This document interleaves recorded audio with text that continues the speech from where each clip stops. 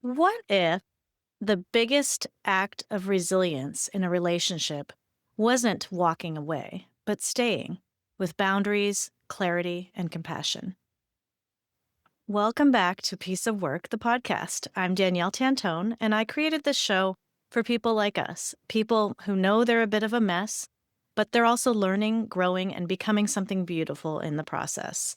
You've probably heard me say it before. We're all a piece of work, a work in progress, and a work of art, all at the same time. I'm a nurse, writer, coach, mom, and breast cancer survivor. And right now, I'm writing my second book all about resilience, specifically the 5R method that I've developed for rising strong when life falls apart, or just when it gets messy, like it often does in our relationships.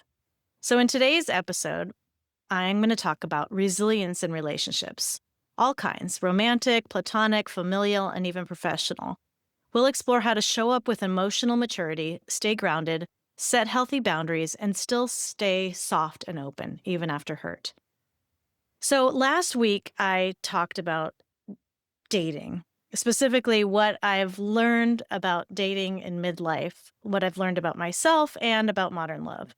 And I sort of, I wished I could have said a little bit more. There were a few things that I wanted to explore, and I really didn't. When I listened back to that episode, I was pretty happy with it. I talked a lot about online dating and creating a profile and being yourself and loving yourself and all those important things. But I didn't talk a lot about actually navigating the relationships, whether it's a dating relationship where you're just kind of starting out, getting to know people, talking to people, or whether it's long term. I didn't talk about ghosting and the communication, the crazy communication involved in modern dating. So I wanted to circle back and talk about those things, but then I thought I'd expand it and just talk about resilience, not just in dating, but in marriage and divorce and family and, like I said, even work and professional relationships. So, to pick up from last week's episode, like I said, it's such this online dating world that we live in is so crazy. And my key takeaway is you're not dating online. The goal is not to just talk online all day long. The goal should be to meet in person in real life and actually have a real relationship with people, with a person, actually, one person. But we get caught up on so many things and it's so complicated. I believe that online dating and these apps that we have today can be a wonderful tool to come into contact with people that you never would have met otherwise. So I think they can be great. But there are so many just roadblocks and red flags and just things that make it really hard. And I'm right there with you. I've experienced them. I've worked with clients and talked with friends who have experienced them, have lots of opinions. But so what dating teaches us about resilience is that it takes courage not only to put yourself out there again, but like to keep doing it and then to keep navigating when just the communication can be so hard. Not only the rejection, because rejection's for sure part of it. It hurts when someone doesn't choose you. Even if you do have a lot of self-confidence and you know your own worth, it hurts to not be chosen, especially if you kind of thought that person was pretty great and they didn't feel the same. Even if you didn't really like someone, you still want them to choose you. So it can really hurt, but um rejection's part of it, and resilience is how we recover and we try again and we bounce back. And dating is a mirror. It reflects our insecurities and our growth. So I think you've got to hold it all very lightly, and also it's a balance because I think on one hand, you can't take it all too seriously, but on the other hand, I think people are too flippant with the whole thing. Like they just take people's emotions as if they're nothing. And I think that that leads into the ghosting practice. I I feel like, we have a very low accountability culture. So there's just no bond, no requirement, no moral codes almost in our relationships, especially if it's someone you just met online. It's like, yeah. I didn't really vibe with her, or she said this one little thing that, turned me off, and I'm just gonna delete her. Like, not even like any, and there's always another one. So it's like, why you don't need to make it work. And I think that's sad. I think that while I totally understand that, if the vibe isn't there, if the connection isn't there, if the chemistry is not there, then it's pointless. I think that we are really too quick to discount someone or to just get angry and like cut people off, whether it's on before even a first date or whether it's a family member or something. And we'll talk a little bit more about that later.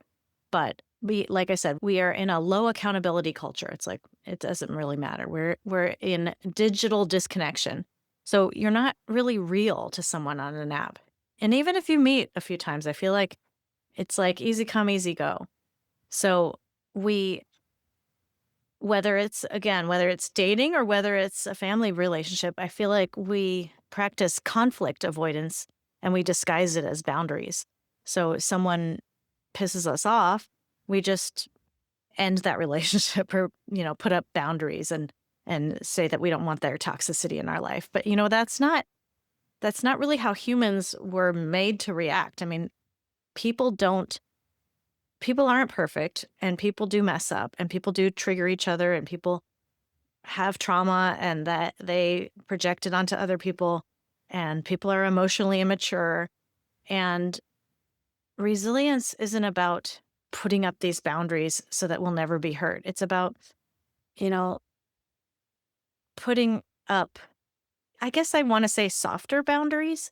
So we do want to protect ourselves and we do need to, protect our own joy and our own confidence and our own heart. But I think that by pushing people away, I just think it's very damaging as a society. I think it's so easy to do online, whether we're on social media and we're talking about politics and we're just like arguing about the different sides, hating the people who believe differently than us, not realizing that your neighbor may be that viewpoint, and you just threw them like garbage out the door without realizing that those are people that you actually know and like, and they may see things completely differently than you. Not going into politics and religion just yet. I might do that down the road, but right now I just wanted to talk about, just again, I'm just talking about the just prevalence of this throw out culture. Like, just someone pisses you off, you just throw them out. So ghosting, like I said, I was so amazed when I first heard about ghosting. I think like maybe 10 years ago, I didn't even know what it was. And then I started hearing about it through probably my kids talking about romantic, not romantic because they were kids at the time, but boys and girls ghosting each other or even friends at their age. So with kids, it was like, oh my gosh, that's so crazy. Like, they're just literally ignoring you or like pretending you don't even exist. How immature. And then when I started seeing it happen in people my age with friendships, then when I got divorced a couple of years ago with romantic relationships, but the worst was when I actually saw it happening in a job. In like I was interviewing for a job, and actually they told me I got the job. They were sending me hiring documents, and then all of a sudden I just stopped hearing from them. This was a couple of years ago, and it was the weirdest thing. I was like, are you kidding me? Like, this is so strange. And I've seen it over and over again. I've seen LinkedIn posts about this. I've talked to friends about it in my nursing Facebook group. People are talking about, nursing jobs that they're applying for. They've had multiple interviews and then just nothing. And I just think it's so cowardly to just simply not respond. I was talking to somebody about this, about the practice of ghosting in interviewing situations. And he said his feedback was he actually did give me some useful and possibly accurate reasons for why corporate companies don't give you feedback for why you didn't get the job. And he was saying, it has to do with HR and with, you know, um, they have to be just really careful what they say about why they didn't hire somebody so that they don't, we're in a, suing culture as well. So they're protecting themselves legally. And I guess that, I guess I can understand that. I guess it's true. I mean, they do have to be very careful if they say, well, you were to this or you were to that or so. But I think to just say nothing is so unhelpful and so sad. Such a sad commentary on our society. But anyway, ghosting really impacts us, I think, whether we realize it or not. It triggers rejection wounds and abandonment issues. It makes us feel disposable, like we don't matter. And it often leads us to question our worth, whether it's really about the other person or whether it's about us. More often than not, ghosting is about the other person, not about you. And yeah, it might be that they didn't like you or that something you said, rubbed them wrong. But it's usually not about your worth as a person. So I think that instead of ghosting, we can practice like a nonviolent closure. Be honest, respectful, and brief. You don't have to say, yeah, you were just annoying or, I didn't, you're ugly. Yeah, I mean, you don't have to be quite that honest, but I think you can be really honest about what, you know, that you just weren't feeling it or just something. Give someone something. And, I think it's important to say something nice as well when you're rejecting somebody. I would say we should model the kind of communication we want to receive, like the golden rule treat others how you want to be treated. Or better yet, treat others how they want to be treated. So I think using a little bit of common sense and compassion and understanding, you know, what would, how can I communicate this without, how can I let them down gently? I think there's an art and a practice and a grace to that is like being lost in our society. And I think that's really sad. So anyway, I think that it's important that like I said, regardless of how others are treating us, I think it's important to treat others the way we want to be treated. And to know that usually someone's silence says more about them than it does about you. Usually the way people treat you in general is more about them than you. And you can go internally and ask yourself what am I doing? Is there something that I could do differently? But most of the time it's not really about you. And if they're not willing to share with you what you did do wrong, then it's definitely, there's only so much you can do. So let's see. That brings us to like the buzzword of toxic.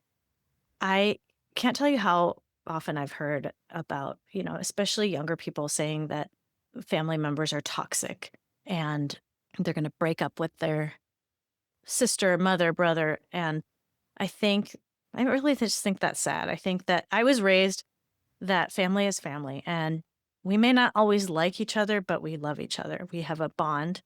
And I think that there should be very few things that should break that bond.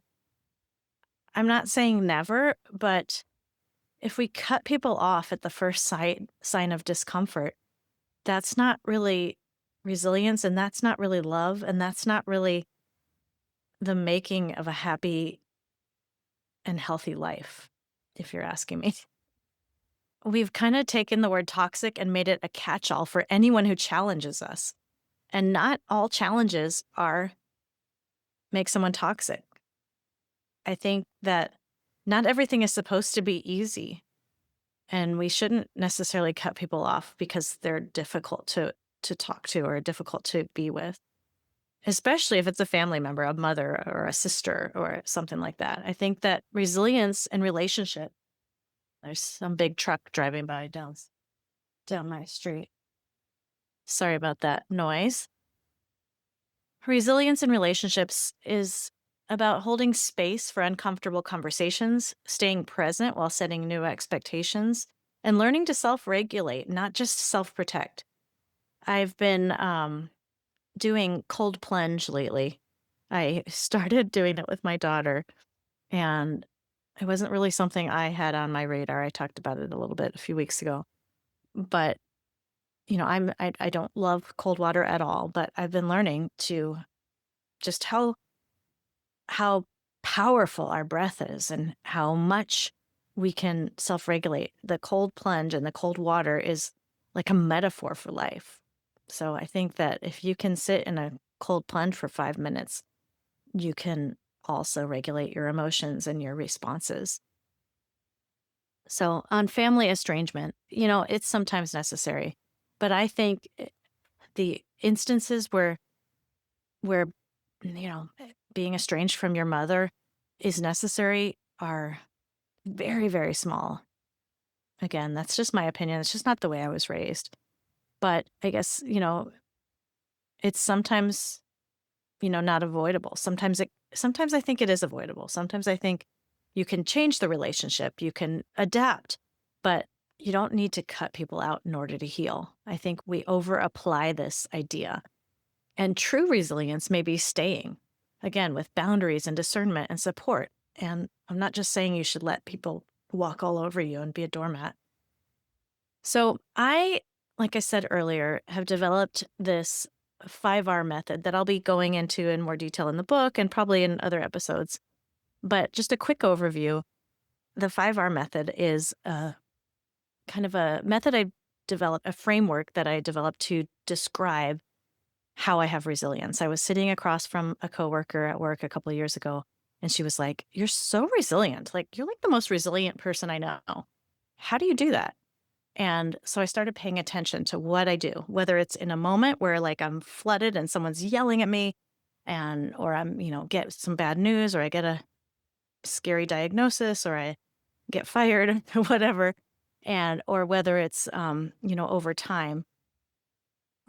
I realized that the same framework kind of applies. And I named it, it's been kind of a work in progress, just like me, but I call it the 5R method. And the 5Rs are, again, they've changed over the last couple of years, but at this moment, they are refresh, renew, release, reconnect, rise. Is that right? Yeah, I think that's right. Yeah. Because I have so many different versions. I wanted to make sure I grabbed the right one in my notes for this. So refresh is pause, breathe, step back before reacting. And I always think of a computer screen. When you click that refresh button, it might be spinning and spinning, and then you click refresh, and it all kind of comes back together, and it figures out, oh yeah, okay. And in real life, in human terms, when we're not in a computer, the way we refresh is, it can be as quick as just taking a quick breath, a cleansing breath, or five. It could be a shower or a bath or a nap if you have a little more time. But it's just basically a beat, taking a beat before reacting. Renew is reframing the story, like renewing your mind. What meaning are you assigning to this moment? And it's just taking another look at it. Release is letting go of what's not serving you, patterns, narratives, blame, anger. And reconnect can be a lot of things. It can be reconnecting with yourself, your mind-body connection. Interestingly, the place that I've been going to do the cold plunge is called Reconnect. So I thought that was kind of interesting. And then it can also be reconnecting with others through healthy mutual relationships. It could be reconnecting with a coach, connecting with yourself through a journaling. And then rise is responding with calm confidence rooted in your truth. At first, it was react. That was the first time I created the 5Rs. But I don't like the negativity of react because I've always been like a reactive person. And anyone who knows me would call me a reactive person. I'm very emotional. So what I'm trying to hone in on here is rather than reacting or even responding, you're going to rise. You're going to respond from a higher place. So you can do this in an instant. Like you can go through the 5 steps in that instant when someone's screaming at you, or you can go through this over time with a bigger thing like a big diagnosis or a divorce or something that's really challenging that you're going through. And again, I'm gonna go into this more in my book, and I'll be talking about it in future episodes, but I wanted to apply it right now to relationships. So we can apply it to an argument with a partner, to ghosting from someone you liked, to a misunderstanding with a friend, to setting boundaries with a family member, to someone at work who's, I don't know, just rude to you. Maybe there's a coworker that is like nice to everyone else and then they're just rude to you and you feel it. It's like, what the heck? What did I do? And it's like you don't want to be like you kind of like who cares? Like if someone doesn't like you, you're not for everyone, but it still hurts. And if you can't tell, like I've experienced this in real time in real life. But so you can use this in everyday situations. I use it all the time. And like I said, it's something that I was doing all along my whole life, and I just didn't really realize it until I tried to create this framework that I'm now writing a book about. So anyway, I am not an expert by any means. If you were to talk to my kids about their mom being some kind of life coach or some kind of guru about resilience or even a podcast host, they would laugh. They think it's hilarious. They're like, maybe you should pick a different line of work because you are not a good example of how someone should be. So it just goes to show you that you can be messy and a work in progress and a work of art at the same time. And my kids don't necessarily want to hear it from me, but at work, at work as a nurse, I coaching people all day long. I've had, with my life coaching clients, I'm able to help them and I'm able to offer a perspective that is maybe different than they hadn't thought of before. That's what I wanted to offer you today. Relationships will always be messy because people are messy. But mess doesn't mean failure. It means there's room to grow, to heal, and to try again. And resilience just doesn't always have to mean walking away. Sometimes it means staying open. Sometimes it means staying with yourself when no one else does. And sometimes it means closing a door with love. I believe that relationships can evolve into something different even. I Looking back at my own relationships, very few of my relationships have ever truly ended. They've just evolved. So I probably have more that I wanted to say, but I'm going to end it there and just invite you to be a little bit more open to give people grace, I guess. And that's, I think, all I have to say. So I'm Danielle Tantone. Thank you for listening. If you liked this episode, check out some of the previous episodes. I've talked about breast cancer and I've talked about addiction and I've talked about writing books, and I'll be talking about a whole bunch more topics that I believe are interesting to people who are trying to be better people out in the world. You can see everything on my website, danielletantone.com. I'm on all the social medias, also at Danielle Tantone. And if you liked this podcast, please subscribe and review it. This means so much to us, a new podcaster just starting out. As you might know, that I started this podcast a few years ago and then I took a 2-year break and I'm just getting started again. So I'm back at you every Wednesday and just trying to make the world a better place, I guess, 1 week at a time. Thank you for listening. Goodbye.